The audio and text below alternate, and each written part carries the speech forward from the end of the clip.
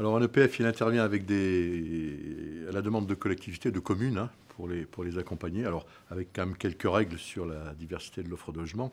Et au final, dans la production, sur les fonciers de l'établissement, hein, par exemple l'an dernier, plus de 7000 logements, et cette année on fera sans doute autant, il y a entre 40 et 45% de logements sociaux, il y a 10 à 15% de logements intermédiaires, et maintenant il y a 15-20% de logements en accession maîtrisée ou sociale à la propriété, en particulier avec les nouveaux outils qui sont les OFS. Donc vous voyez, il y a toute la gamme de la réponse à l'offre. Il y a en gros 70% au moins de logements qui ne sont pas soumis à la seule et stricte loi du marché. Il y en a évidemment, parce qu'il y a un marché aussi.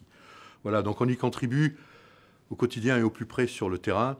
Et puis après, on essaie effectivement, quand on a de grands projets de logement, de veiller à ce qu'il y ait aussi des commerces qui accompagnent et de l'activité. Alors pas forcément des bureaux, parce que ça ne cherche pas partout, mais aussi de l'activité. On s'est positionné auprès d'abord toutes les communes qui ont bien voulu faire appel à nous, en particulier à toutes celles concernées par une gare du réseau des Grands Paris. Donc on est présent aujourd'hui sur la quasi-totalité de ces périmètres.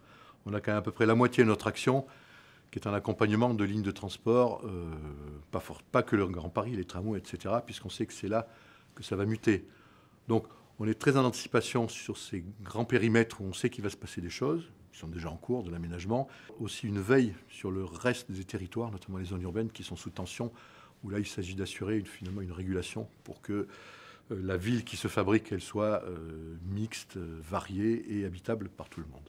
Nous, EPF Île-de-France, on travaille à 97% sur du recyclage de ville et donc simplement 3% sur de l'extension urbaine. Donc effectivement, on est déjà un acteur massif des friches ou de sites obsolescents qui sont de toute façon des friches à très court terme. Donc ce qui est important, c'est qu'aujourd'hui, avec les nouveaux enjeux de transition écologique, il y a une prise de conscience que maintenant, le seul gisement foncier, ce sont les friches. Alors les friches en petite couronne, mais maintenant désormais les friches en grande couronne.